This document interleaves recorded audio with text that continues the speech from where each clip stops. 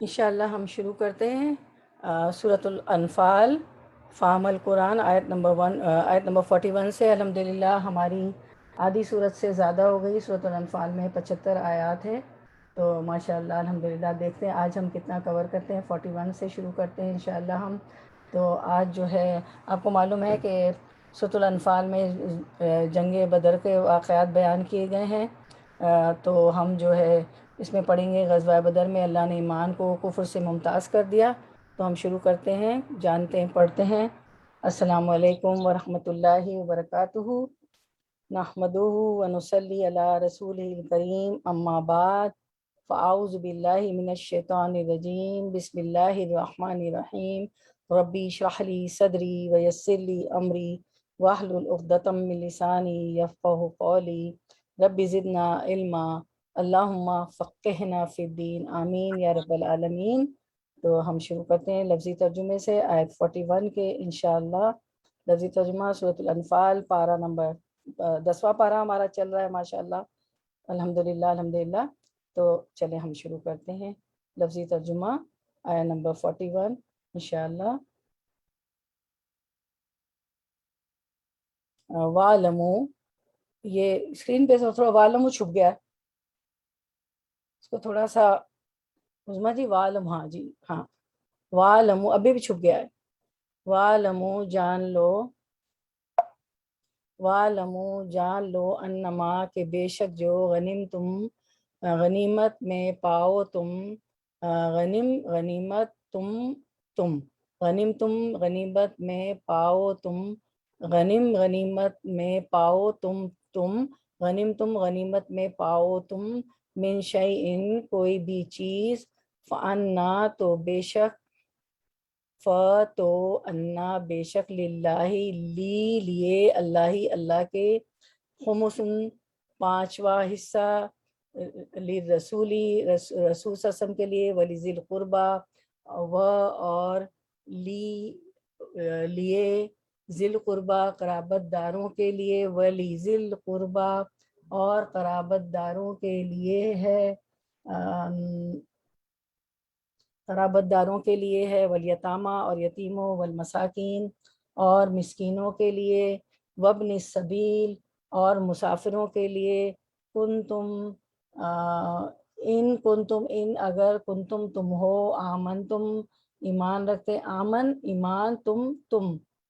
ایمان رکھتے، باللہ اللہ پر، اور ما اس پر جو، انزلنا نازل کیا ہم نے، نازل کیا نا ہم نے، یعنی اللہ تعالیٰ نے، انزلنا نازل کیا ہم نے، علی عبدنا علی پر، عبد بندے، نا اپنے، علی عبدنا اپنے بندے پر، علی عبدنا اپنے بندے پر، یوم الفرقانی یوم دن، الفرقان فیصلے کے، یوم الفرقانی فیصلے کے دن، یعنی جنگ بدر کے دن، یوم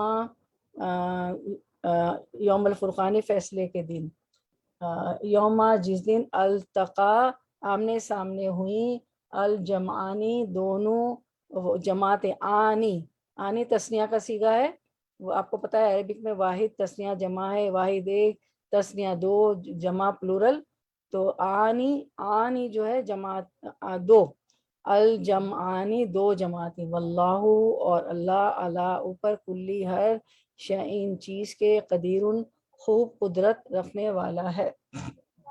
دما ترجمہ،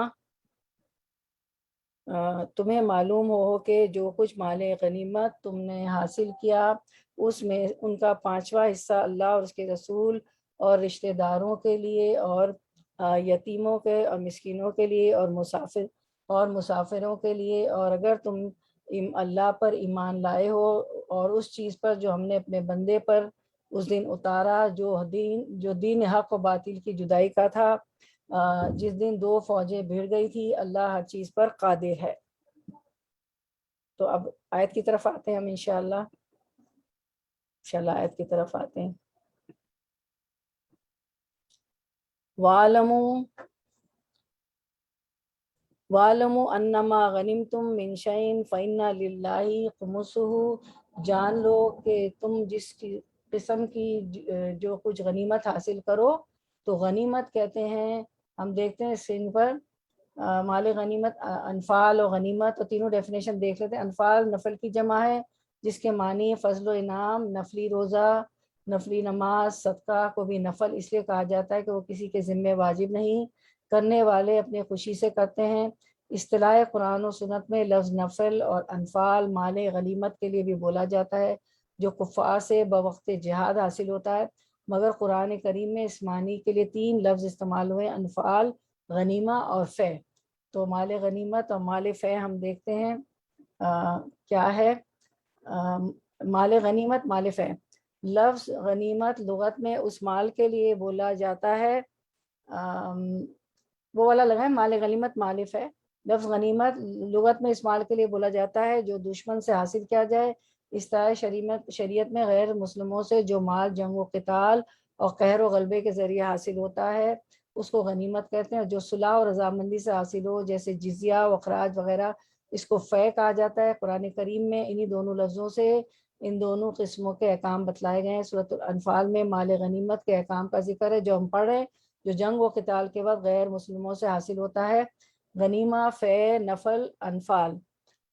غنیمہ عموماً اس مال کو کہتے ہیں جو جنگ و جہاد کے ذریعے مخالف فریق سے حاصل ہو، اور فے اس مال کو کہتے ہیں جو بغیر جنگ و قتال کے کفار سے ملے، خواہ وہ چھوڑ کر بھاگ جائیں یا رضامندی سے دے دینا قبول کریں۔ اور نفل اور انفال کا لفظ اکثر اس انعام کے لیے بولا جاتا ہے جو امیر جہاد کسی خاص مجاہد کو اس کی کارگزاری کے صلے میں علاوہ حصہ غنیمت کے بطور انعام عطا کرے۔ تو یہ آیت نمبر 41 میں مال غنیمت کا بھی ذکر ہے، اللہ تعالیٰ نے مال غنیمت کے متعلق بتایا۔ تو غنیمت سے مراد وہ مال ہے جو کافروں پر لڑائی میں فتح و غلبہ حاصل ہونے کے بعد حاصل ہو۔ پہلی امتوں میں اس کے لیے یہ طریقہ تھا کہ جنگ ختم ہونے کے بعد کافروں سے حاصل کردہ سارا مال ایک جگہ ڈھیر کر دیا جاتا تھا، اور آسمان سے آگ آتی اسے جلا کر بھسم کر ڈالتی، لیکن امت مسلمہ کے لیے یہ مال غنیمت حلال کر دیا گیا، سبحان اللہ۔ اور جو مال بغیر لڑائی کے صلح کے ذریعے یا جزیہ و خراج سے وصول ہو اسے فے کہا جاتا ہے۔ ابھی ڈیفینیشن بھی تینوں آپ نے دیکھ لی اسکرین پہ، تھوڑا ہو یا زیادہ قیمتی ہو یا معمولی، سب کو جمع کر کے اس کے حسب ضابطہ تقسیم کی جائے گی۔ کسی سپاہی کو اس میں کوئی چیز تقسیم سے قبل اپنے پاس رکھنے کی اجازت نہیں ہے، کیونکہ سپاہیوں کے ہاتھ میں آتا ہے نا جو جنگ کر رہے ہوتے ہیں، تو کسی کو بھی اپنے پاس رکھنے کی اجازت نہیں، سب لا کے جمع کرانا ہوتا ہے۔ تو اسی طرح تمام صحابی جو تھے جو جنگ میں ہوتے تھے وہ آپ صلی اللہ علیہ وسلم کے پاس جمع کرواتے تھے، پھر اس کا اللہ کے حکم سے جو یہ حکم آیا حصے ہوتے تھے نا۔ اس کے بعد ہم دیکھتے ہیں، جان لو کہ تم جس قسم کی جو غنیمت حاصل کرو اس میں سے 5واں حصہ تو اللہ کا ہے، اور رسول کا، اور قرابت داروں کا، اور یتیموں کا، اور مسکینوں کا، اور مسافروں کا، للہ خمسہ وللرسول ولذی القربى والیتامى والمساکین وابن السبیل۔ ٹھیک ہے، یہ 5واں حصہ ان سب کی مد آگئی ان کا ہے۔ تو مطلب یہاں یہ فرمایا گیا ہے کہ اللہ کا لفظ تو بطور تبرک کے ہے، نیز اس لیے ہے کہ ہر چیز کا اصل مالک وہی ہے اور حکم بھی اسی کا چلتا ہے۔ مراد اللہ اور اس کے رسول کے حصے سے ایک ہی ہے، یعنی سارے مال غنیمت کے 5 حصے کر کے جتنا مال آئے گا نا اس کے 5 حصے ہوں گے، ٹھیک ہے۔ تو 4 حصے تو ان مجاہدین میں تقسیم کیے جائیں گے جنہوں نے جنگ میں حصہ لیا، ان میں جو پیادہ کو ایک حصہ، جو پیدل چل کے جاتے تھے نا جنگ میں جو جائیں تو ان کو 1 حصہ ملے گا، اور سوار کو 3 حصہ ملے گا، ٹھیک ہے۔ 5واں حصہ جسے عربی میں خمس کہتے ہیں، آپ کو پتہ ہے نا ہم نے گنتی بھی کی تھی 1 سے 10 تک، 1 2 3 4 5 6 7 8 9 10 عشرہ، 1 2 3 4 5 خمس، خمسہ جو ہے تو جسے عربی میں خمس کہتے ہیں کہا جاتا ہے، اس کے پھر 5 حصے کیے جائیں گے۔ 1 حصہ رسول اللہ صلی اللہ علیہ وسلم کا، دیکھیں مجاہدوں کو دیا گیا 4، پھر 5واں حصہ اس میں سے بھی 5 حصے کیے جائیں گے. ایک حصہ رسول اللہ صلی اللہ علیہ وسلم کا، اور آپ صلی اللہ علیہ وسلم کے بعد اسے مفاد عامہ میں خرچ کیا جائے گا، جیسے کہ خود آپ صلی اللہ علیہ وسلم بھی یہ حصہ مسلمانوں پر ہی خرچ فرماتے تھے، بلکہ آپ صلی اللہ علیہ وسلم نے فرمایا میرا جو 5واں حصہ ہے وہ بھی مسلمانوں کے مسالے پر ہی خرچ ہوتا ہے، اور دوسرا حصہ رسول اللہ صلی اللہ علیہ وسلم کے قرابت داروں کا، پھر یتیموں کا، مسکینوں کا اور مسافروں کا. کہا جاتا ہے کہ خمس حسب ضرورت خرچ کیا جائے. اس کے بعد آیت میں فرمایا گیا، آیت میں ہے کہ اگر تم اللہ پر ایمان لائے ہو اور اس چیز پر جو ہم نے اپنے بندے پر اس دن اتارا. کس دن اتارا؟ جنگ بدر کے دن. ان کنتم آمنتم باللہ وما انزلنا علی عبدنا یوم الفرقان. یوم الفرقان کس کو کہا ہے؟ فیصلے کے دن کو، یعنی جنگ بدر کے دن کو یوم الفرقان کہا گیا. ٹھیک ہے، تو اس میں اللہ تعالیٰ فرماتے ہیں، اس کا مطلب یہ ہے کہ ہم دیکھتے ہیں کہ اس نزول سے مراد فرشتوں کا اور آیت الہی معجزات وغیرہ کا نازل ہونا جو بدر میں ہوا تھا. آپ کو معلوم ہے بدر میں فرشتے بھی نازل ہوئے تھے. ٹھیک ہے، اور یہ آیتیں بھی ہم پڑھیں جو بدر سے متعلق ہے. اس کے بعد آیت آپ دیکھ رہی ہیں، اس میں اللہ تعالیٰ فرماتے ہیں کہ جو دن حق اور باطل کی جدائی کا تھا، یعنی اس دن کیا ہوا تھا؟ حق اور باطل میں فیصلہ ہو گیا تھا کہ حق کیا اور باطل کیا ہے، فیصلہ ہو گیا تھا. اللہ تعالیٰ نے اس کو حق و باطل کے دن کا فیصلہ فرمایا تھا. یوم التقى الجمعان، یعنی دونوں فوجیں بھیڑ گئیں. واللہ علی کل شیء قدیر، اور اللہ ہر چیز پر قادر ہے. جس دن دو فوجیں بھیڑ گئیں، مسلمانوں کی اور کس کی؟ مکہ کے مشرکوں کی، اور اللہ ہر چیز پر قادر ہے. تو اللہ تعالیٰ اس میں بتا رہے ہیں کہ یہ وہ دن تھا جس میں حق و باطل کا فیصلہ ہو گیا اور دو جماعتیں بھیڑ گئیں. دو جماعتوں کے درمیان جو ہے جنگ ہو گئی. ٹھیک ہے، اور جو ہے اللہ تعالیٰ جو ہے ہر چیز پر قادر ہے. یہ جنگ بدر جو ہے 2 ہجری 17 رمضان المبارک کو ہوئی. اس دن کو یوم الفرقان یعنی فیصلے کا دن کہا گیا ہے کہ یہ کافروں اور مسلمانوں کے درمیان پہلی جنگ تھی، اور مدینے میں بدر کے مقام پر ہوئی تھی. آپ جاتی ہیں مدینہ منورہ تو ظاہر زیارتوں پہ جاتی ہے نا، تو دیکھا ہوگا جنگ بدر کا مقام، اور جنگ احد کا مقام بھی دیکھا ہوگا، احد پہاڑی پہ بھی گئی ہوں گی. تو کیا ہوا تھا؟ یہ کافروں مسلمانوں کے درمیان پہلی جنگ تھی، اور مسلمانوں کو فتح اور غلبہ دے کر واضح کر دیا کہ اسلام حق ہے اور کفر جو شرک ہے باطل ہے. تو اسی لیے اس کو یوم التقى الجمعان، جب اس دن جو دو فوجیں، دو گروہ ملے، اور یہ یوم الفرقان بھی کہا گیا اس کو، فیصلے کا دن، حق و باطل کا فیصلہ ہو گیا. یعنی اور اس میں کیا ہوا؟ یوم التقى الجمعان سے مطلب یعنی مسلمانوں اور کافروں کی 2 فوجیں. ٹھیک ہے، جمعان 2 جماعتیں، آن کہا گیا نا، یعنی تسنیہ کا صیغہ. اب ہم 42 کی طرف آتے ہیں، لفظی ترجمہ آیت نمبر 42 انشاءاللہ ورڈ ٹو ورڈ ٹرانسلیشن کرتے ہیں انشاءاللہ. اصل میں میرے اسکرین پہ نا یہ سائز صحیح نہیں ہے، میں اس کو 50% کر رہی ہوں، اس کو اوریجنل سائز کر رہی ہوں، پتہ نہیں ٹیکنیکل خرابی. بہرحال چلے میں پڑھنا تو ہی پڑھ دیتی ہوں. ٹھیک ہے، چلیں آپ لوگوں کا تو اسکرین تو صحیح آ رہا ہے، تو میرے ہاں ٹھیک ہے. از جب تم بالعدوتی کنارے پر تھے، الدنیا قریب. ٹھیک ہے، دنیا جو ہے دنو سے ہے، اور دنیا آپ کو سامنے ہی ہے نا، آپ کے قریب نظر آتی ہے. آخرت تو دور ہے تو وہ نظر نہیں آ رہی ہوتی، تو غیب میں عالم الغیب ہے.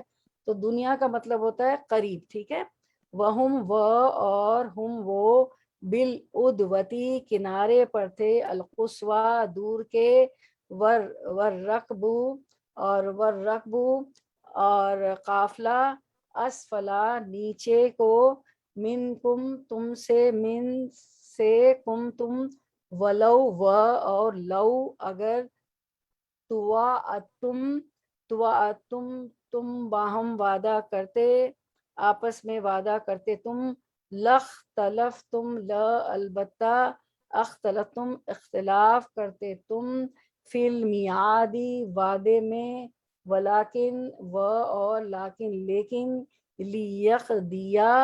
لیقضیا تاکہ پورا کر دے، اللہ امرن جو کام ہے، ایک کام کو، کانا تھا، مفعولن ہو کر رہنے والا، تاکہ ہلاک ہو، من جو ہلاکا ہلاک ہو، ان سے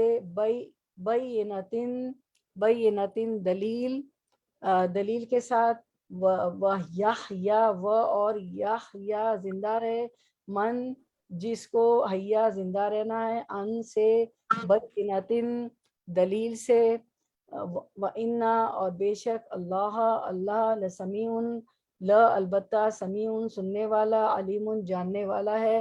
رننگ ٹرانسلیشن کی طرف آتے ہیں۔ یاد کرو وہ وقت جبکہ تم وادی کے اس جانب تھے اور وہ دوسری جانب پڑاؤ ڈالے ہوئے تھے، اور قافلہ تم سے نیچے ساحل کی طرف تھا۔ اگر کہیں یہاں سے تمہارے اور ان کے درمیان مقابلے کی قراردادی ہو چکی ہوتی تو تم ضرور اس موقع پر پہلو تہی کر جاتے، لیکن جو کچھ پیش آیا وہ اس لیے تھا کہ جس بات کا فیصلہ اللہ کر چکا تھا اسے ظہور میں لے آئے، تاکہ جسے ہلاک ہونا ہے وہ دلیل روشن کے ساتھ ہلاک ہو، اور جسے زندہ رہنا ہے وہ دلیل روشن کے ساتھ زندہ رہے۔ بینتن کا مطلب ہوتا ہے نا دلیل، روشن دلیل۔ یقیناً خدا سننے والا اور جاننے والا۔ اللہ کے صفاتی نام آگے، سمیع علیم۔ اب ہم آیت کی طرف آتے ہیں، انشاءاللہ آیت کو دیکھتے ہیں۔ جبکہ تم پاس والے کنارے پر تھے اور وہ دور والے کنارے پر تھے، اذ انتم بالعدوۃ الدنیا وہم بالعدوۃ القصویٰ والرکب اسفل منکم، ٹھیک ہے، جبکہ تم پاس والے کنارے پر تھے اور وہ دور والے کنارے پر تھے، اذ انتم بالعدوۃ الدنیا، دنیا قریب ہوتی نا، اور وہم بالعدوۃ القصویٰ، اور دور والے کنارے پر تھے۔ اس سے کیا مطلب ہے؟ دنیا سے مراد وہ کنارہ جو مدینہ شہر کے قریب تھا، چونکہ لوگ مدینے میں تھے ظاہر ہے، تو وہ کنارہ ان کے قریب تھا۔ قصویٰ کہتے ہیں دور کو، کافر اس کنارے پر تھے جو مدینے سے دور تھا۔ تو یہ اس میں یہ بتایا گیا یہاں تک کہ مسلمان جو تھے مدینے، شہر مدینہ میں مدینے میں تھے، دنیا سے مراد وہ کنارہ جو مدینہ شہر کے قریب تھا، کیونکہ یہ لوگ مدینے میں تو دنیا قریب ہوتا ہے، تو یہ مدینہ شہر کے قریب تھا کنارہ۔ اور قصویٰ کہتے ہیں دور کو، تو کافر اس کنارے پر تھے جو مدینے سے دور تھا۔ تو ٹھیک ہے، یہ بتایا گیا۔ اس کے بعد بتایا گیا، اللہ تعالیٰ فرماتے اگر تم آپس میں وعدے کرتے تو یقیناً تم وقت معین پر پہنچنے میں مختلف ہو جاتے۔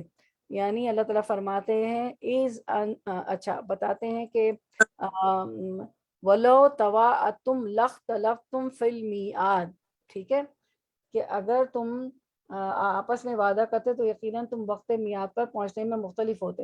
مطلب یہ ہے کہ اس سے مراد وہ تجارتی قافلہ ہے جو حضرت ابو سفیان کی قیادت میں شام سے مکہ جا رہا تھا۔ ابو سفیان جو ہے، جس وقت جو جنگ بدر کا واقعہ بیان ہو رہا ہے، اس وقت تک مسلمان نہیں ہوئے تھے۔ ابو سفیان فتح مکہ کے دن مسلمان ہوئے تھے۔ تو اس سے مراد تجارتی قافلہ ہے جو حضرت ابو سفیان کی قیادت میں شام سے مکہ جا رہا تھا، اور جسے حاصل کرنے کے لیے ہی دراصل مسلمان اس طرف آئے تھے۔ یہ پہاڑ سے بہت دور مغرب کی طرف نشیب میں تھا، جبکہ بدر کا مقام جہاں جنگ ہوئی تھی وہ بلندی پر تھا، ٹھیک ہے۔ اور قصویٰ تو یہ تو کنارہ بتایا گیا نا، قصویٰ کا مطلب، ٹھیک ہے، ادوا جو ہے کنارہ ہے، قصویٰ ہے، قصویٰ کا مطلب دور، ادوا کنارہ اور قصویٰ دور۔ اور تو قصویٰ یا قصویٰ سے کچھ اور یاد آ رہا ہے آپ کو؟ کسی اونٹنی کا نام یاد آ رہا ہے؟ کس کی اونٹنی تھی؟ چلے یہ ہوم ورک ہے، پتہ کیجیے گا، ٹھیک ہے، چلے آپ لوگ دیکھیے گا، اپنے نوٹس میں بھی دیکھیے گا، پہلے ہم نے کبھی کیا۔ اچھا، اس کے بعد جو آپ ہے، صلی اللہ علیہ وسلم کی اونٹنی کا نام تھا۔ جی جزاک اللہ خیر، جی جزاک اللہ خیر نصرت بہن، جزاک اللہ خیر۔ میں اللہ بارک اللہ فی علم، کہ اللہ آپ لوگوں کے علم میں برکت دے، اضافہ کرے اور زیادہ کرے۔ اوکے، جزاک اللہ خیر۔ اس کے بعد ہم دیکھتے ہیں، لیکن اللہ کو تو ایک اللہ تعالیٰ نے، مطلب یہ جنگ باقاعدہ نہیں ہوئی تھی کہ ایک پلان ہوتا کہ ہم حملہ کر رہے ہیں، وہ حملہ کرتے، وہ آتے، بس اللہ تعالیٰ نے یہ، اللہ تعالیٰ فرماتے ہیں کہ کوئی میعاد نہیں تھی، کوئی وقت مقرر نہیں کیا تھا۔ اگر یہ ہوتا تو تم اس میں اختلاف کر جاتے نا، نہ کرتے، تو کیونکہ وہ تو تجارتی قافلہ کے لیے گئے تھے مسلمان، اور اس طرح پھر یہ جنگ ہو گئی تھی۔ آپ لوگ تفصیل ساری پڑھ چکے ہیں، لیکن اللہ کو تو ایک کام کر ہی ڈالنا تھا جو مقرر ہو چکا تھا، تاکہ جو ہلاک ہو اور جو زندہ رہے وہ بھی دلیل پر حق پہچان کر زندہ رہے۔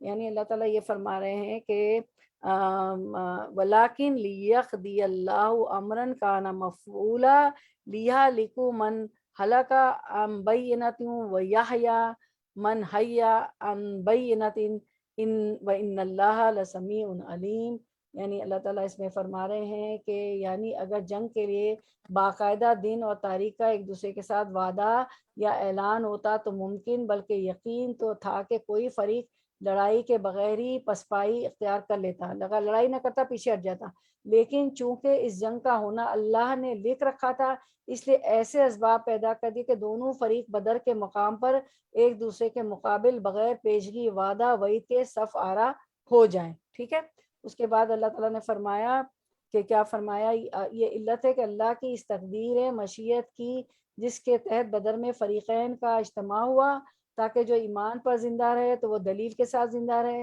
اور یہ اسے یقین ہو کہ اسلام حق ہے، کیونکہ اس کی حقانیت کا مشاہدہ وہ بدر میں کر چکا ہے، اور جو کفر کے ساتھ ہلاک ہو تو وہ بھی دلیل کے ساتھ ہلاک ہو، کیونکہ اس پر یہ واضح ہو چکا ہے کہ مشرکین کا راستہ گمراہی اور باطل کا راستہ ہے۔ یہ لوگ بہت مکے میں جب تھے تو بہت فزیکل پرسیکیوشن تھا، گھسیٹا جاتا تھا زمین پہ مسلمانوں کو، یاسر حضرت یاسر رضی اللہ عنہ، عمار رضی اللہ عنہ کو، اور وہ کہتے تھے احد کل اولاد نازل ہو گئی تھی مکہ شریف میں، حرم کعبہ میں اللہ کے گھر میں نماز بھی نہیں پڑھنے الاؤ تھا، چھپ کے نماز پڑھتے تھے۔ تو اللہ تعالیٰ نے بدر میں دونوں جماعتوں کا اجتماع کیا تاکہ وہ ایمان پر زندہ رہیں اور وہ دلیل کے ساتھ زندہ رہے اور یقین ہو جائے کہ اسلام حق ہے، کیونکہ اس کی حقانیت کا مشاہدہ بدر میں اللہ نے ان کو کروایا، تو جو کفر کے ساتھ ہلاک ہو وہ بھی دلیل کے ساتھ ہلاک ہو، اور اس پر یہ واضح ہو جائے کہ مشرکین کا راستہ گمراہی اور باطل کا راستہ ہے، حق کو مان لینے میں ہی انسان کی جو ہے بھلائی ہے دنیا اور آخرت کی۔ اب ہم دیکھتے ہیں آیت 42 کو، اللہ تعالیٰ نے غزوہ بدر کے ذریعے ایمان کو کفر سے ممتاز کر دیا۔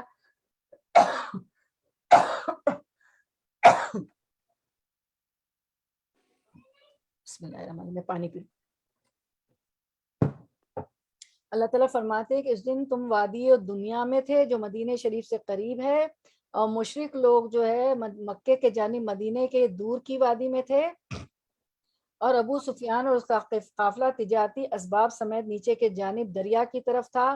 تو یہ لوکیشن بتائی گئی کہ مشرک کہاں تھے، مکے کے جانب مدینے کی دور کی وادی میں تھے، ابو سفیان کا تجارتی قافلہ آ رہا تھا، اور ابو سفیان کا قافلہ تجارتی اسباب سمیت نیچے کی جانب دریا کی طرف تھا۔ اگر تم کفار قریش سے جنگ کا ارادہ پہلے سے کرتے مسلمانوں سے کہا جائے تو یقیناً تم میں اختلاف پڑتا کہ کثرت تعداد اور کثرت اسباب معلوم ہوتی، کیونکہ وہ تعداد میں زیادہ تھے نا مکے کے مشرک، تو بہت ممکن تھا کہ ارادے پست ہو جاتے جو مکے جو کافی تھے، اس لیے قدرت نے پہلے سے طے کیے بغیر دونوں جماعتوں کو اچانک ملا دیا کہ اللہ کا یہ ارادہ پورا ہو جائے کہ اسلام اور مسلمانوں کو بلندی حاصل ہو اور شرک اور مشرکوں کو پستی ملے، بس جو کرنا تھا وہ اللہ تعالیٰ نے کر دیا۔ چنانچہ کعب رضی اللہ عنہ کی حدیث میں ہے کہ حضور صلی اللہ علیہ وسلم اور مسلمان تو صرف قافلے کے ارادے سے ہی نکلے تھے، ابو سفیان کے قافلے کے ارادے سے نکلے تھے، لیکن اللہ نے دشمن سے مدبیر کرا دی بغیر کسی تقرر کے اور بغیر کسی جنگی تیاری کے۔ ابو سفیان ملک شام سے قافلہ لے کر چلا، ابو جہل اسے مسلمانوں سے بچانے کے لیے مکے سے نکلا، قافلہ دوسرے راستے سے نکل گیا اور مسلمانوں اور کافروں کی جنگ ہو گئی۔ اس سے پہلے دونوں ایک دوسرے سے بے خبر تھے، ایک دوسرے کو خصوصاً پانی لانے والوں کو دیکھ کر انہیں ایک دوسرے کا علم ہوا۔ سیرت محمد بن اسحاق میں ہے، محمد بن اسحاق نے جو سیرت کی کتاب لکھی نا اس میں ہے کہ حضور صلی اللہ علیہ وسلم برابر اپنے ارادے سے جا رہے تھے، صفرا کے قریب پہنچ کر بسبس بن عمرو اور عدی بن ابو عزابہ جوہنی کو ابو سفیان کا پتہ چلانے کے لیے بھیجا تھا۔ آپ نے ان دو صحابہ کرام کو ابو سفیان کا پتہ چلانے کے لیے نکلا تھا کہ وہ شام سے جو تجارتی قافلہ لا رہا ہے وہ کس طرف سے آ رہا ہے۔ ان دونوں نے بدر کے مقام میں پہنچ کر بتا کے ایک ٹیلے پر اپنی سواریاں بٹھا دی۔ یہ دونوں صحابہ جو تھے نا عمر بن عدی اور یہ دونوں ابو زبا جوہنی نے بتا کے قریب ایک ٹیلے پر اپنی سواریاں بٹھائی اور پانی کے لیے راستے میں دو لڑکیوں کو آپس میں جھگڑتے ہوئے دیکھا۔ دیکھیں بڑی اچھی یہ کہاں قصہ ہے دو لڑکیوں کا۔ آپ نے تو ان دونوں صحابہ کو ابو سفیان کا پتہ چلانے بھیجا تھا، اور سمجھے اس کو، اور دونوں صحابی جو ہے بدر کے میدان میں پہنچ کر ایک بتا کے ٹیلے پر اپنی سواریاں بٹھا دی۔ ظاہر ہماری گاڑیاں ہوتی ہیں، ان کی جو اونٹ ہوتے ہیں یا گھوڑے ہوتے ہیں تو اپنی سواریاں بٹھا دی، اور پانی کے لیے نکلے. اب پیاس بھی لگی, ظاہر اللہ کے رسول نے تو بھیجا کہ ابو سفیان کا پتہ لگاؤ کہاں سے آ رہا ہے. تو اب پانی کی پیاس بھی لگی, انہوں نے اپنی سواریاں رکھ دی, پانی کے لیے نکلے. اب پانی کے لیے جب نکلے ہیں تو ظاہر ہم بھی نکلتے تو راستے میں بہت سارے لوگ ہوتے ہیں نا. تو راستے میں دو لڑکیوں کو آپس میں ان دو صحابہ کرام نے جھگڑتے ہوئے دیکھا. ایک دوسری سے کہتی تو میرا قرضہ کیوں ادا نہیں کرتی. اس نے کہا جلدی نہ کر, کل یا پرسوں یہاں قافلہ آنے والا ہے, میں تجھے تیرا حق دے دوں گی. اب وہ آپس میں ایک قرض دار تھی, ایک نے دوسری سے قرض لیا ہوا تھا. اب یہ دونوں تو آئے تھے ابو سفیان کا پتہ لگانے. اب جو کوئی راستے میں بات ہو رہی ہوتی تو آواز تو ہمارے کان میں چلی جاتی ہے نا. ہم نہ بھی چاہیں تو کوئی بات ہو رہی ہوتی تو ہم گزر رہے ہوتے ہیں, محفل میں بھی بیٹھے ہوتے ہیں, ہماری ٹیبل پہ دعوت بھی ہوتی, کوئی بیٹھا ہوتا ہے تو دو لوگ بات ہمارے سامنے ہی کر رہے ہوتے تو ہمیں تو آواز تو چلی جاتی نہ سننے کے چاہنے کے باوجود بھی. تو اب انہوں دونوں صحابہ نے جو ابو سفیان کا قافلہ دیکھنے کے لیے نکلے تھے, اللہ کے رسول نے بھیجا تھا, تو انہوں نے ان کی بات سنی. تو اب کیا ہوا, جب انہوں نے بات سنی تو مجدی بن مرو بیچ میں بول اٹھا اور کہا یہ سچ کہتی ہیں. اسے ان دونوں صحابیوں نے سن لیا, اپنے اونٹ کسے اور فوراً خدمت نبی میں جا کر آپ کو خبر دی کہ, کیونکہ انہوں نے ان دو لڑکے سے سنا تھا کہ یہیں قافلہ آئے گا, ابو سفیان یہیں آئے گا, ٹھیک ہے. تو انہوں نے جا کے خبر, یعنی ان کو خبر مل گئی کہ یہ علاقہ ہے جہاں یہ بتا کے ایک ٹیلے پر انہوں نے اپنی سواریاں بٹھائی تھی, پانی کے لیے نکلے تو راستے میں, یعنی یہ علاقہ یہ ایریا ہے, ٹھیک ہے, پتہ چل گیا. اب آپ دیکھیں کہ کتنی نیچرل بات ہمیں یہاں پتہ چلتی ہے. وہ تو نکلے پتہ کرنے آپ سسم کے حکم سے کہ ابو سفیان کہاں جا رہا ہے, کیونکہ وہ مال لے کے آ رہا تھا. تو آپ وسلم نے بھی نکلے تھے صحابہ کے ساتھ ابو سفیان کی تلاش میں, تو بھیجا, پوچھا, دو صحابہ کرام کو بھیجا. تو یہ دو صحابہ کرام اجمعین سنتے ہیں کہ دونوں لڑکیاں, ایک لڑکی دوسرے سے کہہ رہی کہ ایک نے دوسری سے قرضہ لیا ہوا تھا کہ میرا قرضہ دے دو, دوسری کہتی کہ جلدی نہ کرو, کل یا پرسوں, اور وقت بھی بتا دیا کہ ایکسپیکٹڈ ہے کہ کل یا پرسوں ایک قافلہ آئے گا اور میں تجھے تیرا حق ادا کر. اب ایسے ہی ہوتا ہے نا, قافلہ آتا تو وہ مال خریدتی اور پھر وہ آگے بیچتی, اس کو نفع ہوتا. جو بزنس مین ہوتے تو وہ ہول سیل سے یا کسی سے خریدتے ہیں تو آگے ظاہر ہے تھوڑا پروفٹ رکھ کے بیچتے ہیں نا, یہی بزنس ہے نا. ہم بھی جو چیزیں لینے جاتے ہیں کسی بھی اسٹور میں تو وہ ہول سیلر سے خریدتے ہیں, پھر وہ ریٹیلر ہوتا ہے تو ہم جا کے خریدتے ہیں, تو ظاہر نفع ہی ہوتا ہے. اب ہمارے فوڈ پلس میں ہم جا رہے تو انہوں نے کسی بڑی جگہ سے جو لیا ہوگا ہول سیلر سے, پھر ظاہر تجارت اسی کا نام ہے نا. تو اس نے کہا میں قرضہ دے دوں گی. میں یہ سوچ رہی تھی کہ ہر دور میں انسان کی فطرت یہی ہے, کمانا, کھانا, بزنس کرنا. آپ دیکھ لیں انسان کو, اور اللہ تعالیٰ نے فرمایا ہے کہ بنی آدم کو تو ہے رزق ایسے نہیں ملے گا, اسے نکلنا پڑے گا, جا کے محنت کرنی پڑے گی, کمانا پڑے گا نا. جو ایک پیٹ لگ گیا ہے تو سارا دن اس کے لیے کتنی محنت ہے. جتنی چیزیں دنیا میں چل رہی پیٹ کے لیے نا, پڑھائی ہو, لکھائی ہو, گروسری اسٹور ہو, گوشت مرغی کے اسٹورز ہو, جو بھی ہو, یہ ہمارا رزق ہوتا ہے نا, وہاں سے ہم حاصل کرتے ہیں. دوسری ایک بات میں نے یہ دیکھی کہ آج کل آپ دیکھیں کہ قرضے کی کتنی آسانیاں ہیں. ایک وقت تھا میں نے اپنے بچپن میں دیکھا ایک دوسرے سے لے ہوتے تھے, فلاں بہن مجھے دے دیں, فلاں بھائی مجھے دے دے. جو امیر ہوتا تھا وہ قرضہ دے دیتا تھا اور جو ہے پھر ہم اس کو قسطوں میں واپس کر دیتے تھے, یا میرے پاس پیسہ آ جائے گا, میرے بزنس میں فائدہ ہوگا, میرا کاروبار چل پڑے گا تو میں دے دوں گی. یہ ہوتا رہا ہے نا ہماری اپنی کتنی نیچرل بات ہے نا, بہت نیچرل مجھے دونوں خواتین کی باتیں لگ رہی, ٹھیک ہے. اچھا, اب کچھ سالوں سے اب یہ ہم نے تو دیکھا تھا نا بچپن میں, اب جو یہاں پہ ینگسٹرز ہیں, بہت زیادہ ینگسٹرز ہوں گے, انہوں نے نہیں دیکھا ہوگا. اب کیا ہوتا ہے کہ ہماری ڈھکی چھپی گزرتی ہے. پہلے تو مشہور ہو جاتا تھا نا, یا بہت اچھے نیک لوگ ہوتے تھے وہ نہیں بتاتے تھے فنا ضرورت میں تھا میں نے قرضہ دے دیا, یا گھر کے لوگوں کو تو معلوم ہی ہوتا تھا کہ فنا سے قرضہ لیں. آج کل تو اتنی ڈھکی چھپی گزر رہی, کریڈٹ کارڈز آپ کے میل میں آ جاتے ہیں کہ اتنا قرضہ ہم سے, اتنے کریڈٹ لے لو, اتنے کریڈٹ کارڈ تمہارا اتنا 5,000 دے دیں گے, 2,000 دے دیں گے, لیٹ سے, ٹھیک ہے. اور پھر کیا ہوتا ہے کہ ویسے ہاں ہم لے لیتے ہیں بعض لوگ, اور اس کی کچھ مدت ہوتی ہے, کچھ اماؤنٹ ہوتا ہے کہ اگر اپنے لیٹ سے 500 دیے تو یہ سود اور انٹرسٹ نہیں ہوگا, اگر 25 بھرے تو یہ سود اور انٹرسٹ پہ چلا جائے گا. تو بس میری یہی ریکویسٹ ہے, میں اپنے لیے بھی, میرے لیے بھی لیسن ہے, آپ کے لیے بھی لیں, کیونکہ اب دنیا میں ڈھنڈورا ہمارا نہیں ہوتا ہے کہ ہم قرض دار ہو گئے, ایسا وقت آ گیا ہے. بری بات نہیں قرض لینا, آپ سے ہم نے بھی اپنی جو ہے اپنا اوزار جو تھا وہ رہن رکھوایا تھا کسی یہودی کے پاس, ٹھیک ہے, اور وہ گروی بھی رکھواتے تھے نا، رہن بھی رکھواتے تھے، گروی بھی میرا زیور رکھ لو، میں تمہیں جب پیسہ دے دوں گی، یہ بھی دیکھا ہوگا آپ نے اپنے ملکوں میں، بیک ٹو اپنی کنٹریز میں، کہ میرا زیور رکھ لو، اتنا قرضہ دے دو، ابھی بچی کی شادی ہے یا ابھی بزنس میں ڈالنا جو بھی ہے، پھر میں تمہیں پیسے دے دوں گی. تو یہ ہر دور میں رہتا ہے. اور حدیث بھی پڑھیں گی نا، صحیح بخاری ہم کے اسٹوڈنٹ ہیں، اس میں بھی ہے سارا لین دین کا. کیا چیز دین میں نہیں ہے نا، اس میں تو سارے طریقے بتائے گئے نا حدیث مبارکہ میں. کیونکہ تجارت، وہ تو تجارت پیش آئی تھی نا، مدینے میں آ کے تو تجارت ہی کی تھی سب لوگوں نے. عبد الرحمن بن عوف کا ہمیں پتہ چلتا ہے اللہ تعالیٰ نے ان یہود اور وہ سوری یہود نصارہ کے، اللہ تعالیٰ نے انصار اور مہاجرین کو جو ہے مواخات دیے، آپس میں ایک دوسرے کا مواخا کا رشتہ قائم کیا، ایک دوسرے کا بھائی بھائی بنایا. تو وہ جو صحابی تھے انہوں نے کہا عبد الرحمن بن عوف سے کہ میرے سارے مال میں تمہارا آدھا حصہ، اور آپ جو ہے میری بیویاں بھی دو ہیں، آپ ایک سے میں ایک کو طلاق دیتا ہوں، ایک سے آپ نکاح کر لیں. تو عبد الرحمن بن عوف کیا کہتے ہیں، مجھے بازار کا راستہ بتا دیجئے، مجھے سوق کہتے ہیں، بازار کو راستہ بتا دیں اور میں جو ہوں تجارت کروں گا. اور وہ یہی کی ماشاءاللہ تجارت. صحابہ کرام جو مہاجرین آئے تھے مکہ کے، وہ بھی انصار پہ پڑھ نہیں گئے تھے، انہوں نے بھی تجارت کی. اور وہ پھر اس دن اتنا کمال آئے کہ ان کو جبنا اور پنیر اور تھوڑا فائدہ بھی ہوا. ٹھیک ہے. تو میرا کہنے کا مقصد یہ ہے کہ ٹھیک ہے ہم لے لیں ڈھکے چھپے قرضے جو آج کل مل رہے ہیں ہمیں، گھر چل کے آ جاتے. کتنے کارڈ تو میں نے پھاڑے کہ وہ گھر چل کے آ جاتے، اتنی میل جمع ہو جاتی، چلے لے بھی لے بوقت ضرورت، لیکن سود میں نہ پڑے. وہ اس میں نے دیکھا ہے کہ ایسا بھی ہوتا ہے کہ اگر آپ اتنا دے دیں گے، 500 دے دیں، 200 دے دیں، اتنا پے کریں گے تو انٹرسٹ پہ نہیں جائیں گے. ٹھیک ہے. تو بس انٹرسٹ میں ہم نہ جائیں. الحمدللہ. تو یہ ہر دور میں ہوتا ہے. وہ ایک دوسرے سے کہہ رہی ہیں، وہ آئیں خبر لینے، اور ان کو یہاں سے ان کی بات چیت سے، ان کے مکالمے سے خبر پڑ گئی کہ کل یا پرسوں یہ قافلہ آئے گا اور وہ ابو سفیان کا ہی آنے والا تھا. اسی کی تلاش میں تو آپ سے سب نکلے تھے نا. ٹھیک ہے نا. اور پھر دوسری بات یہ ہے کہ راستے میں زور سے بات نہ کی جائے، کیونکہ بعض دفعہ ہم اسی شخص کی بات کر رہے ہوتے ہیں اور وہ آ جاتا ہے. میرے ساتھ ایسے واسطے مجھے تجربہ ہے، میں بتا رہی ہوں. طواف میں اپنے ہسبینڈ کے ساتھ طواف کر رہی تھی، وہیں رہتے تھے، گھنٹے کے راستے پہ تھا مکہ ہمارے سے. تو میں نکلی، طواف سب ہو گیا. دوسرے دن کہیں انویٹیشن تھا. اب ایک خاتون ہم لوگ ہیں جو بچے ہوتے ہیں چھوٹے چھوٹے، اسکول بھی ہے اور بہت کام ہوتے ہیں نا، پڑھانا بھی ہے، بچوں کی ٹیوٹر بھی ہم تھی، گھر کے کام بھی سب کچھ. باہر کے ملکوں میں نوکر چاکر بھی نہیں ہوتے.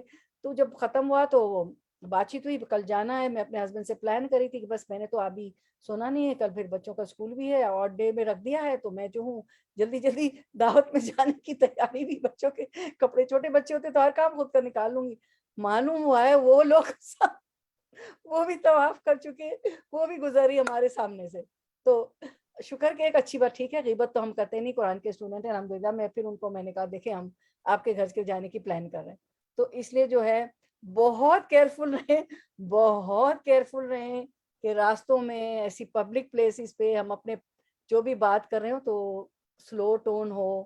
یا غیبت تو کرنا ہی نہیں چاہیے، وہ تو کریں گے نہیں انشاءاللہ. تو آپ دیکھیں کتنے سبق سیکھنے کو ہے. تو اب ان کو پتہ چل گیا، تو صحابہ کرام کو دونوں کو، تو آپ سسم کے پاس لے گئے اور بتا دیا کہ یہاں آئے گا کل یا پرسوں ابو سفیان کا قافلہ.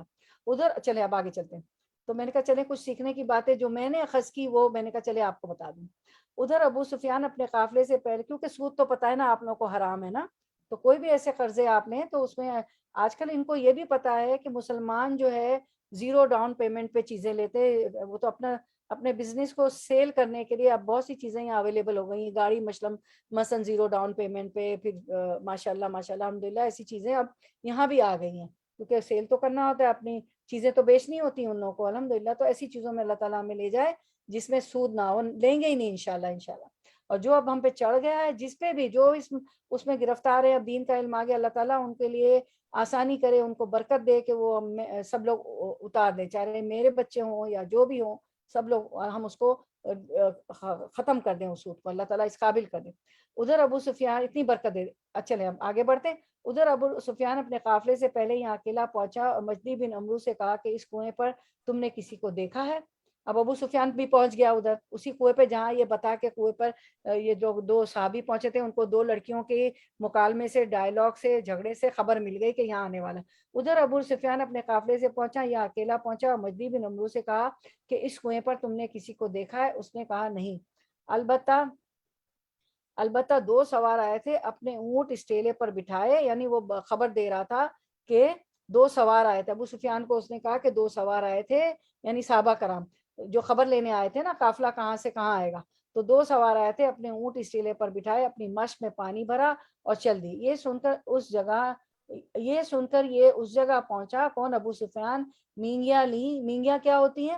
اس کی ایکسکریٹ, ان کے جو جانور تھے, اونٹ تھے, اور انہیں توڑا اور کھجور کی گٹلیاں ان میں پا کر کہنے لگا واللہ یہ مدنی لوگ ہیں, کیونکہ مدینے کے لوگ تو کھجور کھاتے ہیں. وہیں سے واپس اپنے قافلے میں پہنچا اور اس نے راستہ بدل دیا, اور راستہ بدل کر اس کو پتا چل گیا کہ صحابہ کرام کو, مدینے کے لوگوں کو پتا چل گیا ہے وہ یہاں میری خبر میں لینے آئے تھے, پتا کرنے کہ میں کہاں سے, اور راستہ بدل کر سمندر کے کنارے چل دیا. جب اسے اس طرف سے اطمینان ہو گیا تو اس نے اپنا قاصد قریشیوں کے پاس بھیجا کہ اللہ نے تمہارے قافلے, مال اور آدمیوں کو بچا لیا, تم لوٹ جاؤ.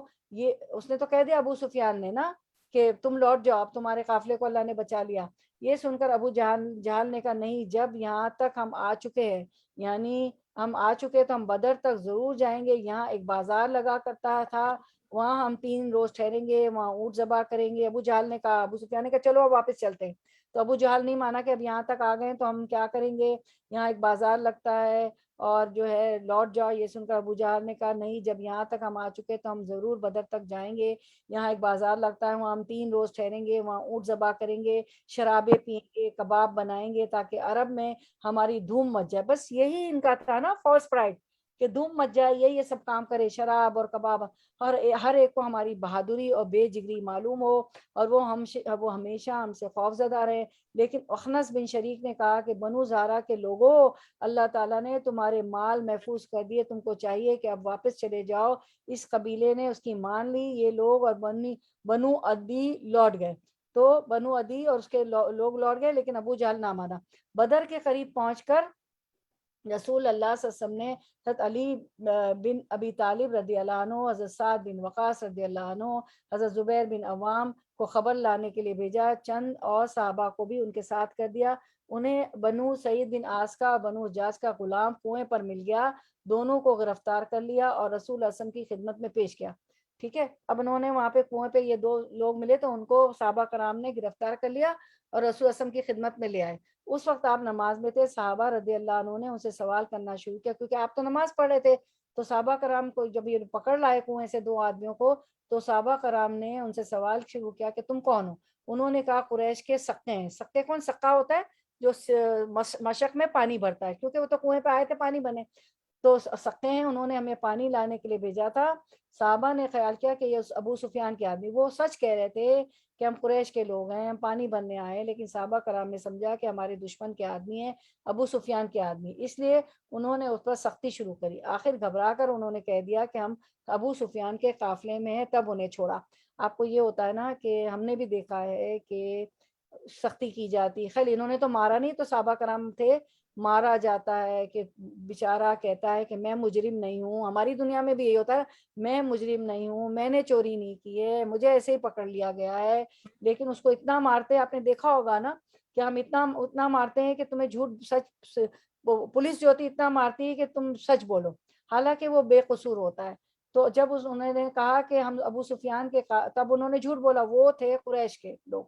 تو انہوں نے سختی شروع کر دی صحابہ کرام نے. تو انہوں نے کیا کیا, گھبرا کر انہوں نے کہہ دیا کہ ہم ابو سفیان کے قافلے کے. تب صحابہ کرام نے انہیں چھوڑ دیا. اب حضور صلی اللہ علیہ وسلم نے 1 رکعت پڑھ کر سلام پھیر دیا اور فرمایا کہ جب تک یہ سچ بولتے رہے تم انہیں مارتے پیٹتے رہے. انہوں نے کہا سچ کہا نا کہ ہم قریش کے لوگ ہیں. جب انہوں نے جھوٹ بولا کہ ہم ابو سفیان کے لوگ ہیں تو تم نے چھوڑ دیا. واللہ یہ سچے ہیں, یہ قریش کے غلام ہیں. آپ نے ان غلاموں سے فرمایا ہاں بھائی بتاؤ قریش کا لشکر کہاں ہے. انہوں نے کہا وادی قصویٰ کے اس طرف ٹیلے کے پیچھے. یہی تفسیر ہم کر رہے ہیں نا وادی قصویٰ کی. وادی قصویٰ کی اس طرف ٹیلے کے پیچھے. آپ نے فرمایا, وہ قصویٰ کہتے ہیں کنارے کو. آپ نے فرمایا, ابھی آپ نے لفظی ترجمے پڑھا, وہ تعداد میں کتنے ہیں. اب آپ دیکھیں, آپ وسلم کی حکمت دیکھیں, بصیرت دیکھیں. وہ تو آپ نے ان سے پوچھا اچھا وہ لوگ ادھر ہیں تو وہ تعداد میں کتنے ہیں. تو وہ 2 قریش کے غلاموں نے کہا, انہوں نے کہا بہت ہے. آپ نے فرمایا آخر کتنے ہیں. انہوں نے کہا تعداد تو ہمیں معلوم نہیں. آپ نے فرمایا اچھا یہ بتا سکتے ہو ہر روز کتنے اونٹ کٹتے ہیں. یعنی کہ اگر وہ قافلہ آیا ہوا ہے تو ظاہر کھانا تو کھاتا ہوگا, اونٹ کٹتے ہوں گے. تو انہوں نے کہا کہ ایک دن 9 اونٹ, 9 اور ایک دن 10. یعنی کہ قافلہ اتنا ہے، اتنا کھانا چاہیے ہوتا ہے. اور قریش کے 2 غلاموں نے کہا کہ ایک دن 9 اونٹ کرتے، ایک دن 10 اونٹ کرتے. تو آپ صلی اللہ علیہ وسلم نے فرمایا پھر وہ 900 سے 1000 تک ہیں. مطلب یہ ہوا، میں نے جو تخمینہ کیا، جو میں نے اکاؤنٹنگ کی ہے کہ اگر 9 اور 10 اونٹ کرتے ہیں تو کتنے آدمی ایک اونٹ کو کھاتے ہیں بتائیں؟ 9 یا 10 اونٹ کٹتے ہوں، ٹھیک ہے. 100 آدمی. ہاں جی، ایک اونٹ کو 100 آدمی کھاتے ہیں. ٹھیک ہے، جزاک اللہ خیر. جی بالکل. تو آپ صلی اللہ علیہ وسلم نے فرمایا پھر وہ 900 سے 1000 تک ہیں.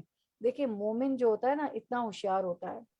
کمزور مومن اللہ کو نہیں پسند ہے. مضبوط مومن، اپنا ذہن چلانے والے، اندازہ کرنے والے، ارد گرد رو رکھنے والے، موسم کیسا ہے، میں گر تو نہیں جاؤں گی، اچھا کون سے دن چھٹی ہے، اب اس دن میں درس رکھوں یا چھٹی دے دوں، یا میں بھونڈے طریقے سے کروں کہ فنا دن بچے بھی گھر میں شوہر بھی گھر میں، نہیں درس ہوگا ہی ہوگا نا. نہیں، یعنی مومن بہت ہوشیار ہوتا ہے. پھر آپ نے دریافت فرمایا، یعنی آپ دیکھیں ایک ایک حدیث میں آپ وسلم کی سیرہ میں سیکھنے کا کتنا ہوتا ہے. پھر آپ نے دریافت فرمایا کہ ان میں سرداران قریش میں سے کون کون ہے. انہوں نے جواب دیا کہ یہ غلام تھے نا قریش کے، انہوں نے جواب دیا عتبہ بن ربیعہ. دیکھیں ان سب کے سب سارے سردار جو ہے جنگ بدر میں ہلاک ہو گئے تھے. دیکھیں کون، 24 سردار. مجھے سوال آپ سے پوچھنا تھا، 24 سرداران قریش ہلاک ہوئے تھے. تو ان میں انہوں نے جواب دیا عتبہ بن ربیعہ، شیبہ بن ربیعہ، ابو الجنتری بن ہشام، حکیم بن حزام، نوفل بن خویلد، حارث بن عامر بن نوفل، تیمہ بن عدی، نضر بن حارث، زما بن اسود، ابو جہل، امیہ بن خلف، اور منبع بن حجاج، سہیل بن عمرو، اور عمرو بن عبدو. یہ سن کر آپ سب نے صحابہ سے فرمایا رضی اللہ عنہم، لو مکہ نے اپنے جگر کے ٹکڑے تمہاری طرف ڈال دیے ہیں. آپ سسم کو بتا دیا گیا تھا کہ کس کس کی قتل گاہ ہوگی، کون کون کس مقام پر. اللہ تعالیٰ نے بتا دیا تھا کہ مکہ کے یہ سرداران قریش جو ہے اس جنگ میں مارے جائیں گے. بدر کے دن جب دونوں جماعتوں کا مقابلہ شروع ہوا، آپ نے پڑھا نا، آپ کی آیت بتا رہی نا یوم تقل جمان. بدر کے دن جب دونوں جماعتوں کا مقابلہ شروع ہونے لگا تو حضرت سعد بن معاذ رضی اللہ عنہ نے رسول اللہ صلی اللہ علیہ وسلم سے عرض کیا کہ اگر آپ اجازت دیں تو ہم آپ کے لیے ایک جھوپڑی بنا دیں، آپ وہاں رہے، ہم اپنے جانوروں کو یہی بٹھا کر میدان میں جا کودے، اگر فتح ہوئی تو الحمدللہ یہی مطلوب ہے، ورنہ آپ صلی اللہ علیہ وسلم ہمارے جانوروں پر سوار ہو کر انہیں اپنے ساتھ لے کر ہماری قوم کے ان حضرات کے پاس چلے جائیں جو مدینہ شریف میں ہیں. وہ ہم سے زیادہ آپ سے محبت رکھتے ہیں. انہیں معلوم نہ تھا کہ کوئی جنگ ہونے والی ہے، ورنہ وہ ہرگز آپ کا ساتھ نہ چھوڑتے اور آپ کی مدد کے لیے آپ کے ہم رکاب نکل کھڑے ہوتے.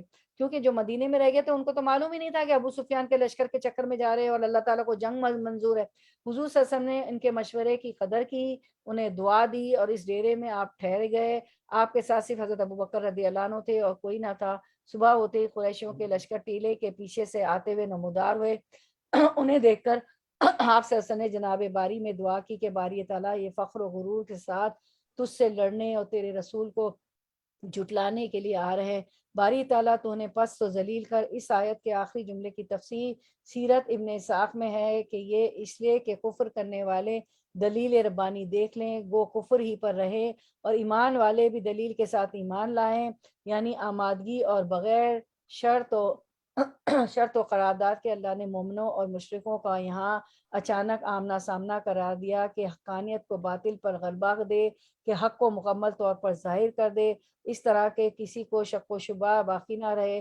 اب جو کفر پر ہے وہ بھی کفر کو کفر سمجھ کر رہے ہیں کہ واقعی کفر ہے، کیونکہ جنگ بدر نے بتا دیا کہ مسلمان اب ایک طاقت بن گئے ہیں اور دین اسلام حق ہے اور مسلمانوں کی ریاست مدینے میں قائم ہو گئی ہے. وہ بھی کفر کو کفر سمجھے، اب جو کفر پر ہے وہ بھی کفر کو کفر سمجھے، اور جو ایمان والا ہو جائے وہ دلیل دے کر ایماندار بنے. آپ کی آیت بتا رہی نا بینتن، اور ایمان وہی والے، ایمان ہی دلوں کی زندگی ہے اور کفر ہی اصلی ہلاکت ہے. جیسے قرآن فرمان ہے قرآن میں او من کانا میتن فاحییناہ، آخری آیت تک، یعنی وہ جو مردہ تھا پھر ہم نے اسے زندہ کر دیا، اس لیے کہ اس لیے نور بنا دیا کہ اس کی روشنی میں وہ لوگوں میں چل پھر رہا ہے. تو نور قرآن اور ہدایت تو ایک روشنی ہے، اور اس روشنی میں انسان چلتا پھرتا ہے، اس کو پتا ہوتا ہے کہ حق کیا ہے. قرآن کے بعد ایک روشنی آ جاتی ہے، ایک بصیرت آ، حق کیا ہے باطل کیا ہے. تہمت کے قصے میں جب بی بی عائشہ رضی اللہ عنہ پر تہمت لگی تو تہمت کے قصے میں حضرت عائشہ رضی اللہ عنہ کے الفاظ ہیں کہ پھر جسے ہلاک ہونا تھا وہ ہلاک ہو گیا، یعنی بہتان میں حصہ لیا۔ اللہ تعالیٰ ہمارے تضرع اور زاری اور تمہاری دعا، استغفار اور فریاد اور مناجات کا سننے والا ہے۔ اللہ تعالیٰ نے فرمایا ان اللہ لسمیع علیم، اور مناجات کا سننے والا ہے، خوب جانتا ہے کہ تم اہل حق ہو، تم مستحق امداد ہو۔ کون؟ کفار مکہ تو نہیں، یعنی مسلمان، تم اس قابل ہو کہ تمہیں کافروں اور مشرکوں پر غلبہ دیا جائے، اور غلبہ ہو گیا الحمدللہ۔ اللہ تعالیٰ نے بدر میں مسلمانوں کو کامیابی و کامرانی عطا فرمائی، جبکہ ان کا لشکر 1000 کا تھا اور مسلمان کم تھے۔ اب ہم آیت نمبر 43 کی طرف آ رہے ہیں۔ لفظی ترجمہ، ورڈ ٹو ورڈ ٹرانسلیشن۔ اس جب یوری کا ہم دکھایا آپ کو انہیں، یوری دکھایا کا آپ کو، ہم انہیں، یوری کا ہم دکھایا آپ کو انہیں، اللہ نے فی منامکا، فی میں منام جو ہوتا ہے سونا، خواب، منام جو ہوتا ہے خواب، کا آپ کے، فی منامکا آپ کے خواب میں، قلیلاً تھوڑا، اور کثیراً زیادہ ہوتا ہے، ولو اور لو اگر، ارا کہم وہ دکھاتا آپ کو انہیں، ارا وہ دکھاتا کا آپ کو ہم انہیں، ارا کہم وہ دکھاتا آپ کو انہیں، کثیراً زیادہ۔ اور آپ نے نوٹ کاپی بنائی تھی گرامر جب کر رہے تھے تو اس میں قلیلاً اور کثیراً جو آپ نے اپوزٹ کا لفظ بنایا ہے نا، وہ پیج بنایا اس پہ لکھ دیجیے گا قلیلاً اور قلیلاً، قلیلاً اور کثیراً۔ اور جنہوں نے نہیں بنایا وہ بنا لے، کیونکہ گرامر انشاءاللہ اللہ چاہے گا تو ہم جلدی شروع کریں گے۔ لفشل تم، تو فشل تم بزدلی کرتے، فشل بزدلی تم کرتے، وَلَتَنَازَعْتُمْ لفظی ترجمہ دکھائیں، اور البتہ تم تنازع ہم بھی کہتے ہیں نا، تنازع ہو گیا، اردو میں بھی ہم کہتے ہیں جھگڑے، تم وَلَتَنَازَعْتُمْ اور البتہ تم جھگڑے، ولا تنازعتم اور البتہ تم جھگڑتے، ٹھیک ہے، فی الامری معاملے میں، ولیکن اور لیکن، اللہ جو ہے، سلمہ اللہ نے سلامت کر دیا، بچا لیا تمہیں، سلامت کیا، بچا لیا تمہیں، انہ بے شک ہو وہ، علیم خوب جاننے والا ہے، وہ بہت جاننے والا ہے، بذات الصدور دلوں کے بھیدوں کو، ٹھیک ہے، سینے کے بھید کو، ٹھیک ہے، دلوں کی بات کو۔ چلیں ہم رننگ ٹرانسلیشن کی طرف آتے ہیں۔ رواں ترجمہ، اور یاد کرو، اس کا مطلب ہوتا ہے نا یاد کرو، یعنی کہ اس جب آتا ہے تو آپ لوگوں کو اچھی طرح معلوم کہ جب کوئی واقعہ ہو چکا ہوتا ہے اس کو اللہ یاد کرا رہے ہوتے ہیں۔ اور یاد کرو وہ وقت جب کہ اے نبی صلی اللہ علیہ وسلم خدا ان کو تمہارے خواب میں تھوڑا دکھا رہا تھا، منام جو ہوتا ہے منامی کا، آپ کے خواب میں، منام خواب کو، اور نوم بھی اسی سے، نوم یعنی سونا۔ کہاں ہے نوم کا لفظ، کس آیت میں ہے کوئی بتائے؟ آیت الکرسی، آیت الکرسی۔ جزاک اللہ خیر، ماشاء اللہ ماشاء اللہ ماشاء اللہ، لا تاخذہ سینۃ ولا نوم، ٹھیک ہے۔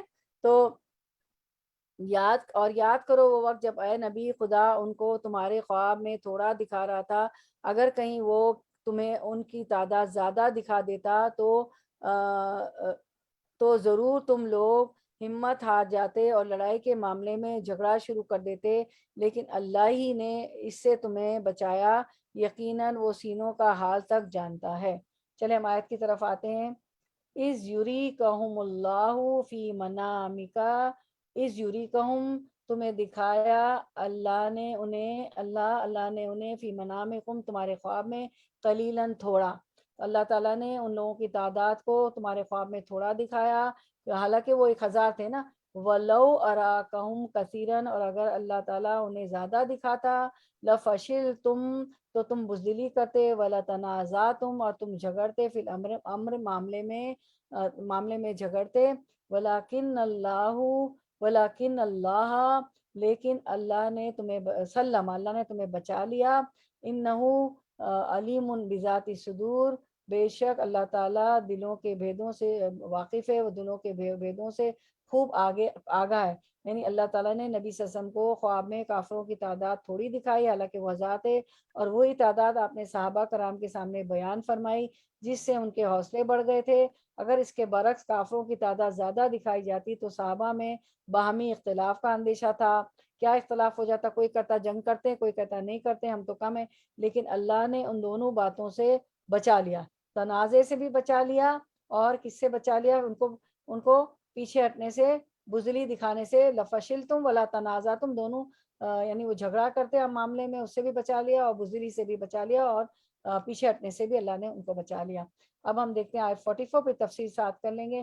وہ لفظی ترجمہ و اور اس جب، آیت نمبر 44، اس جب یریکموہم، اور وہ دکھا رہا تھا تمہیں ان کو، یوریکو وہ دکھا رہا تھا، یوریکم وہ دکھا رہا تھا تم کو، ہم ان کو وہ دکھا رہا تھا تمہیں ان کو، یوری دکھا رہا تھا کو تمہیں، ہم ان کو، یوریکمہم وہ دکھا رہا تھا تمہیں ان کو، اس جب التقیتم آمنے سامنے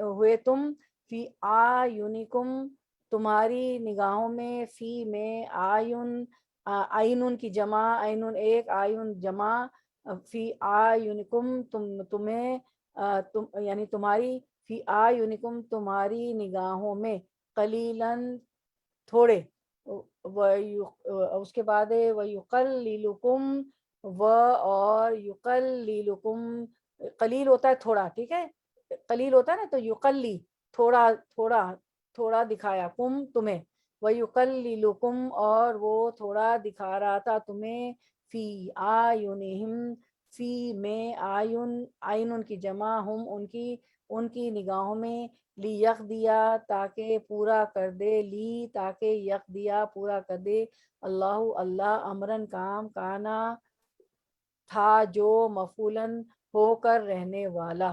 ٹھیک ہے، تو اب رواں ترجمے کی طرف آتے ہیں، رننگ ٹرانسلیشن. اور یاد کرو جبکہ مقابلے کے وقت خدا نے تم لوگوں کی نگاہوں میں دشمن کو تھوڑا دکھایا، اور ان کی نگاہوں میں تمہیں کم کر کے پیش کیا، تاکہ جو بات ہونی تھی اسے اللہ ظہور میں لے آئے، اور آخر کا سارے معاملات اللہ ہی کی طرف رجوع کرتے ہیں. تو ہم آیت کی طرف آتے ہیں، آیت کو دیکھتے ہیں. ہاں اچھا، اب اللہ تعالیٰ فرماتے ہیں کہ اس اور جب وہ تمہیں دکھلائے، جب اس نے بوقت ملاقات انہیں تمہاری نگاہوں میں بہت کم دکھایا، وَإِذْ يُرِيكُهُمْ إِذِ الْتَقَيْتُمْ فِي أَعْيُنِكُمْ قَلِيلًا، جب اس نے بوقت ملاقات انہیں تمہاری نگاہوں میں بہت کم دکھایا، اور تمہیں ان کی نگاہوں میں کم دکھایا، قلیلاً، وَيُقَلِّلُكُمْ فِي أَعْيُنِهِمْ اور تمہیں ان کی نگاہوں میں کم دکھایا، لِيَقْضِيَ اللَّهُ أَمْرًا تاکہ اللہ اس کام کو انجام تک پہنچا دے، کانا مفعولا جو اللہ تعالیٰ کو کرنا ہی تھا، وَإِلَى اللَّهِ تُرْجَعُ الْأُمُورُ اور سب کام اللہ کی طرف پھیرے جاتے ہیں. یعنی اللہ تعالیٰ فرما رہے ہیں تاکہ وہ کافر بھی تم سے خوف کر پیچھے نہ پلٹیں، کیونکہ اللہ تعالیٰ نے ان کو کم دکھایا، ان کی آنکھوں میں کافروں کو، مسلمانوں کو کم دکھایا، اور مسلمان اور کافر ہزار تھے، زیادہ تھے، تو مسلمان آپ سسم کو خواب میں بھی کم دکھایا کہ وہ کم ہے. پہلا واقعہ خواب کا تھا جو یہ دکھلانا عین قتال کے وقت تھا، جیسے کہ الفاظ قرآنی سے واضح ہے. تاہم یہ معاملہ ابتدا میں تھا، لیکن جب باقاعدہ لڑائی شروع ہو گئی تو پھر کافروں کو مسلمان اپنے سے دگنا نظر آتے تھے، جیسا کہ سورۃ آل عمران کی آیت 13 سے معلوم ہوتا ہے. بعد میں زیادہ دکھانے کی حکمت یہ نظر آتی ہے کہ کثرت دیکھ کر ان کے اندر مسلمانوں کا خوف اور دہشت بیٹھ جائے، جس سے ان کے اندر بزدلی اور پست ہمتی پیدا ہو. اس کے برعکس پہلے کم دکھانے میں حکمت یہ تھی کہ وہ لڑنے سے گریز نہ کرے. پہلے اللہ تعالیٰ نے کافروں کو مسلمانوں کی تعداد کم دکھائی، بعد تو تاکہ وہ لڑنے آ گئے، جب وہ لڑنے آ گئے تاکہ وہ لڑنے سے گریز نہ کرے، تو پھر ان کو جو ہے طاقت مسلمانوں کی زیادہ دکھائی. اللہ تعالیٰ تو جو چاہے وہ کر سکتے ہیں نا، تاکہ ان کے اندر، کافروں کے اندر مسلمانوں کا خوف اور دہشت بیٹھ جائے، جس سے ان کے اندر بزدلی اور پست ہمتی پیدا ہو. پھر فرمایا اس سب کا مقصد یہ تھا کہ اللہ تعالیٰ نے جو فیصلہ کیا ہوا تھا وہ پورا ہو جائے، اس لیے اس نے اس کے اسباب پیدا فرما دیے. تو اللہ تعالیٰ ہر جگہ اسباب پیدا فرماتا ہے. کبھی بھی آپ کو لگے کہ کچھ بھی نہیں ہے میرے پاس، تو پیسے بھی نہیں ہے، فلاں کام کیسے کروں گی، بیٹی کی شادی کیسے کروں گی، اب روزی نہیں ہے، رزق نہیں ہے، جاب نہیں ہے، بزنس فلاپ ہو گیا ہے تو کیسے چلے گا. اللہ تعالیٰ اس اسباب پیدا کرتے. اللہ تعالیٰ فرماتے ہیں میں وہاں سے رزق دیتا ہوں کہ بندے کا گمان بھی نہیں جاتا. رزق کے علاوہ سارے کچھ کام ایسے ہوتے ہیں کہ آپ کہتے ہیں کہ یہ تو کرامت ہو گئی اللہ کی. معجزے تو ہمارے ساتھ نہیں ہوتے نا، کرامت ہوتی ہے ہم انسانوں کے ساتھ، تو وہ معجزات تو آپ نبیوں کے ساتھ ہوتے تھے. تو ہم کہتے ہیں کوئی کرامت ہو گئی اللہ کی، اور یہ تو میں سوچ بھی نہیں سکتی تھی ایسے ہو گیا. تو اللہ تعالیٰ نے بھی ایسے اسباب پیدا کی جو آپ ساری پڑھتے آئی ہیں کہ اللہ تعالیٰ کو یہ کام کروانا تھا، اللہ تعالیٰ کو حق اور باطل میں تمیز ممیز کرنا تھا حق کو. تو اللہ تعالیٰ کو یہ جنگ بدر کے ذریعے تو اللہ تعالیٰ نے ایسے اسباب پیدا کیے، اور جو یہ جنگ ہوئی اور مسلمانوں کو کامیابی حاصل ہوئی. تو ہم دیکھتے ہیں انشاءاللہ آیت 43 44 اس کے بعد کنکلوڈ کرتے ہیں، اینڈ کرتے ہیں. لڑائی میں مومن کم اور کفار زیادہ دکھائی دیے. اللہ تعالیٰ نے اپنے نبی صلی اللہ علیہ وسلم کو خواب میں مشرکوں کی تعداد بہت کم دکھائی. آپ صلی اللہ علیہ وسلم نے اپنے اصحاب سے ذکر کیا اور یہ چیز ان کی ثابت قدمی کا باعث بن گئی. بعض بزرگ کہتے ہیں کہ آپ صلی اللہ علیہ وسلم کو آپ کی ان آنکھوں سے ان کی تعداد کم دکھائی. جب قرآن میں منام کے لفظ آئے ہیں تو اس کی دلیل بلا دلیل کرنے کی ضرورت ہی کیا. یہ مفسر کہہ رہے ممکن تھا کہ ان کی تعداد کی زیادتی ان میں روب اٹھا دے اور آپس میں اختلاف شروع ہو جائے کہ آیا ان سے لڑے یا نہ لڑے. اگر زیادہ تعداد دکھاتے تو ان پہ کیا ہوتا، صحابہ کے درمیان اختلاف پیدا ہو جاتا ہے کہ ہم لڑائی کریں یا نہ کریں. اللہ تعالیٰ نے اس بات سے ہی بچا لیا، ان کی تعداد کم کر کے دکھائی. اللہ پاک دلوں کے بھید سے، سینے کے راز سے واقف ہے.